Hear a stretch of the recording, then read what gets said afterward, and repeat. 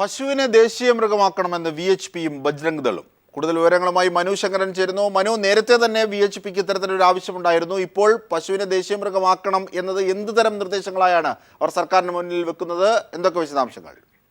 അജിംഷാദ്, പശുവിനെ ദേശീയ മൃഗമാക്കണമെന്നുള്ള ആവശ്യം ശക്തമാക്കുമെന്നും ഹിന്ദു സംഘടനകൾ സംയുക്തമായി ഇക്കാര്യം ഉന്നയിച്ചുകൊണ്ട് രാഷ്ട്രപതി പ്രണബ് മുഖർജിക്ക് കത്തയക്കുമെന്നുമാണ് ഇപ്പോൾ ഹിന്ദു സംഘടനകളുടെ സംയുക്ത പ്രതിനിധിയായി ബജ്രംഗ് നേതാവ് തന്നെ വ്യക്തമാക്കിയിരിക്കുന്നത്. എന്തായാലും പശുവിനെ ദേശീയ മൃഗമാക്കണമെന്ന് ആവശ്യപ്പെട്ടുകൊണ്ട് രാഷ്ട്രപതി പ്രണബ് മുഖർജിക്ക് VHPയും ബജ്രംഗ് വ്യക്താവും കൂടി കത്തയക്കുമെന്ന് മാത്രമല്ല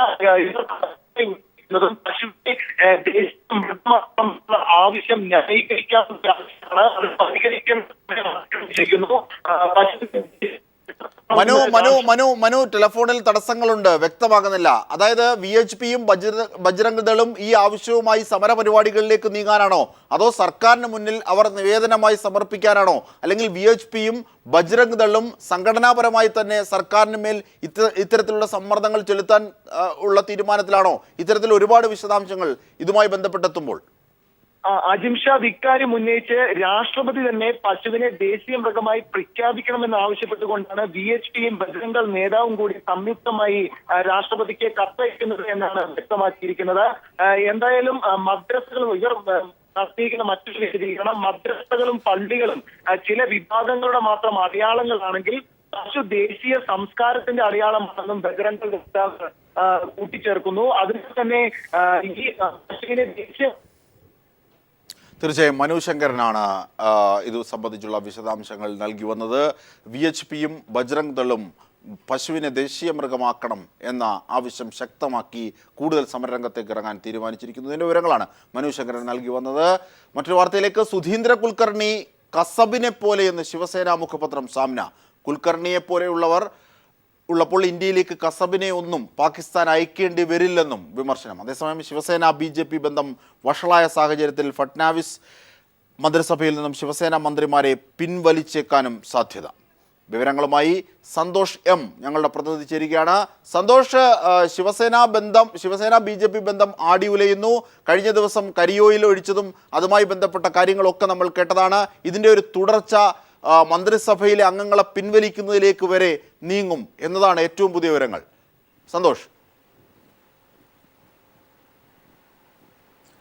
തീർച്ചയായും അജിംഷാദ്, ഇന്നലെ മഹാരാഷ്ട്രയിൽ മുംബൈയിലുണ്ടായ സംഭവ വികാസങ്ങൾ BJP ശിവസേന ബന്ധം കൂടുതൽ വഷളാക്കിയിരിക്കുന്നു. ഇന്നലെ മുൻ പാകിസ്ഥാൻ വിദേശകാര്യ മന്ത്രിയായിരുന്ന ഖുർഷിദ് മുഹമ്മദ് കസൂരിയുടെ പുസ്തക പ്രകാശനവുമായി ബന്ധപ്പെട്ടാണ് ശിവസേനയും BJPയും തമ്മിൽ പുതിയ തർക്കം ഉടലെടുത്തിരിക്കുന്നത്.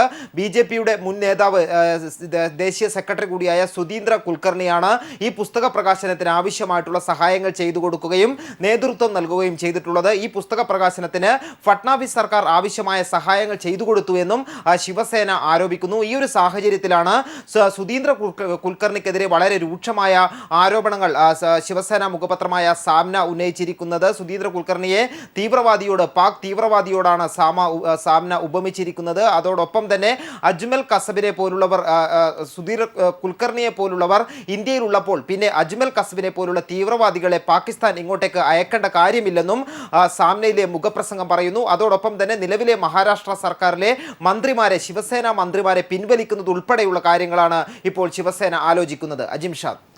ശരി, സന്തോഷ് M ആണ് വിവരങ്ങൾ നൽകിയത്. ശിവസേന BJP ബന്ധം കൂടുതൽ വഷളാകുന്നു. മന്ത്രിസഭയുടെ പിന്തുണ പിൻവലിക്കാൻ വരെ സാധ്യത ശിവസേന സാമ്നയിലൂടെ രൂക്ഷമായ വിമർശനങ്ങളാണ് BJP നേതാക്കന്മാർക്കെതിരെ ഉന്നയിക്കുന്നത്. വിശദാംശങ്ങളാണ് സന്തോഷ് M ഞങ്ങളുടെ പ്രതിനിധി നൽകിയത്.